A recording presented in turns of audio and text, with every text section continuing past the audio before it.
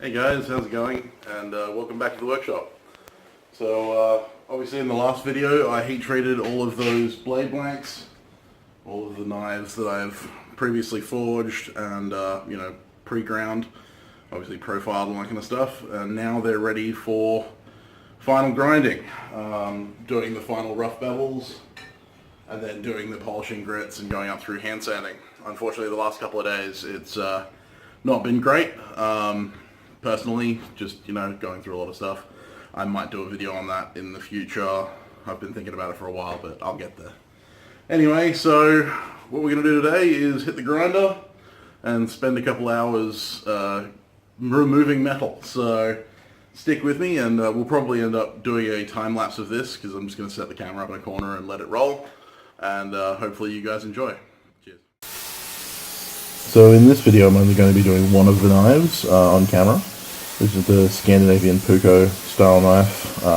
Actually going to make it into a saber ground kind of personal utility knife.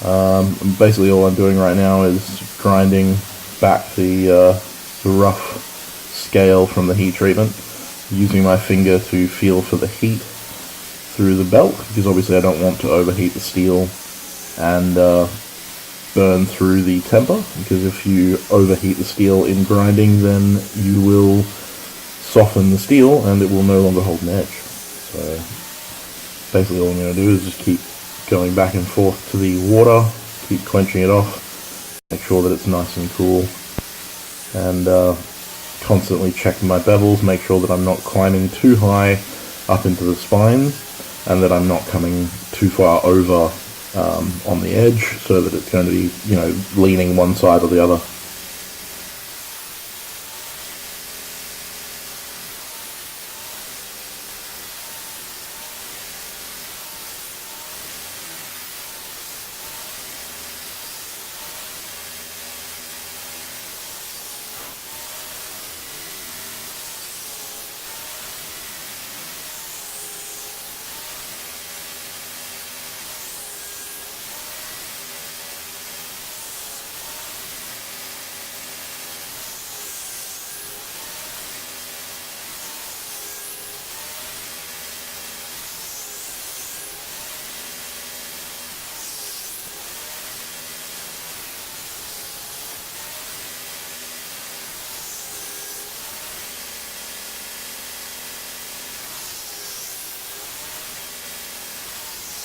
So you can see here I've transferred to a push stick. Basically I can rely on the fact that I'm constantly going back to the water to keep my blade cool, and obviously to watch the colours on the other side of the steel. If I see any colour starting to creep into the other side of the steel, I know that I'm overheating.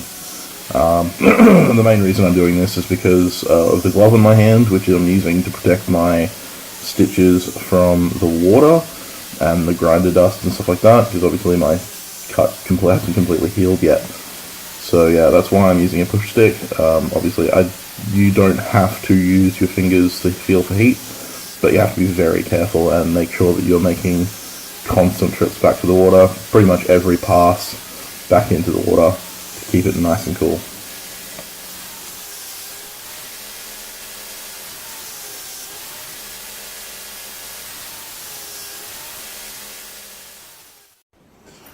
Okay, so that's the rough 60 grit. As you can see, I've established my bevel heights. The difference in the forge scale pattern on both sides is mainly due to hammer texture, and I did slip up just a little bit up here, rolled the knife a little bit towards the platen backwards this way, and just touched the forge scale area, but I've managed to work that into the overall grind, so that's not too bad. And I've obviously got to go up in grits. It's now getting quite thin. There's probably about a millimeter of edge all the way up to the tip.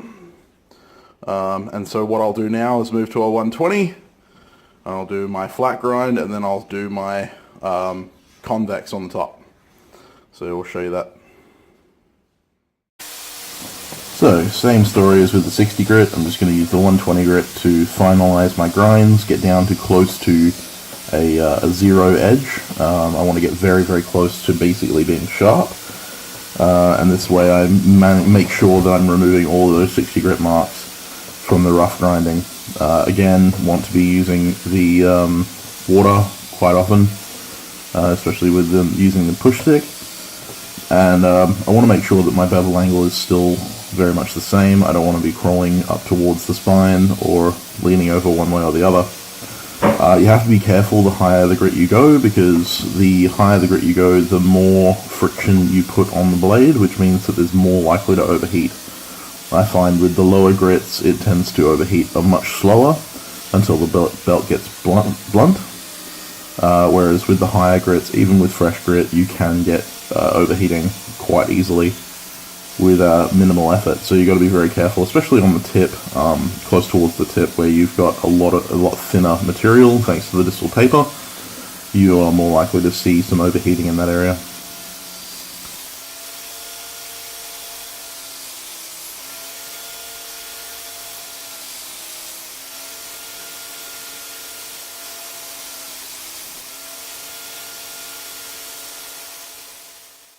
So this next step I actually picked up from Jerry Fisk, who's a mastersmith for the American Bladesmith Society, one of my favorite knife makers of all time. And all of his knives have a flat grind with a secondary minor convex, and he does that by utilizing the slack belt of his grinder just to add a slight convex, almost contacting the whole surface. I don't want to contact the upper surface, obviously, because I want to keep this forge finish. But I almost contact the whole surface, and I'm just applying a little bit of flex to give that little bit of a rollover.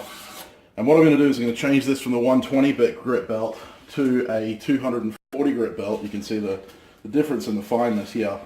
And just work really slowly in getting that convex in along the whole edge. And this will provide a much sharper edge, but also a much stronger edge.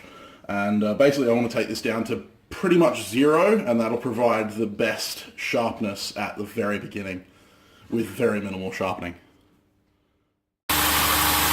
So as you might be able to tell from the sound of the grinder, I've actually slowed it down to less than half speed, and that's to minimize the chance that I'm going to overheat the edge. The faster the grinder runs, the faster you put heat into the blade, and especially because I'm now working on a feather thin edge, you're going to be putting heat into the blade very quickly, so you need to be very careful of your heat at this stage. You also have to be pretty sure of your grip. Obviously the belt is running towards me and I'm basically sharpening a fully sharpened knife at this stage, so I need to be very careful of my grip, because if that slips out and the belt shoots it towards me, then I could get injured. And it may not be the safest way to do it, but it's the only way I can at the moment. Perhaps standing off to the side would be better, but this is the way I've learned, and I'm fairly confident in my ability. If accidents happen, then that's my problem. I wouldn't advise doing it though. Now, it may seem that I'm putting quite a heavy edge on this, quite a thick edge, but realistically it was almost sharp straight off the 120, so even though the quote-unquote bevel from this convexing will look quite high, realistically it's actually very, very minor, and you won't be able to see it looking down the edge of the blade unless you've got some form of flat reference next to it. And you obviously don't want to overgrind your edge. If you grind too deep, then you're going to overshoot your edge, and you're actually going to create waves in your blade. You're going to basically start removing metal from the edge, and instead of having a nice straight edge, you're going to have kind of wobbles in it from overgrinding. So that's why you'll see me taking lots and lots of light passes, and there I'm just checking whether or not I've actually hit sharp yet. Because if you hit a stage where you're actually at sharp, then you mean you're actually grinding away from the edge now rather than to the edge. So you gotta be very careful of that.